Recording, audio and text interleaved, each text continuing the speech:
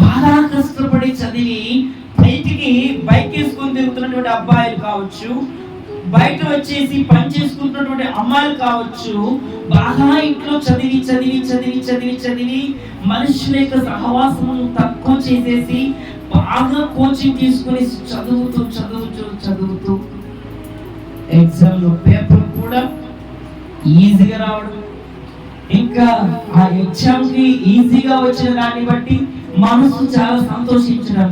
Result is your fail.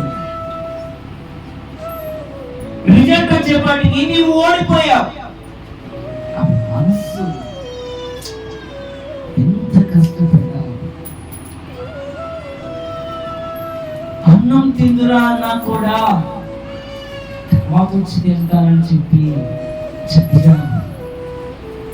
ఈరోజు మన ఇంట్లో వారిది పెళ్లిరా అంటే ఎంత హడావుడి ఉండాలి, అలాంటి నువ్వు కనబడకుంటే ఎట్లా అని చెప్తూ ఉంటే ఆ అమ్మాయిని ఆ అబ్బాయిని ఆ ప్రశ్న ముందు తీసుకొని వస్తే ఏంటో చూపించండి అన్న ఒక ఆశ ఏం చేస్తుంది తెలుసా? ఎక్కడ ఎవరితో ఏమీ మాట్లాడకుండా చేస్తుంది.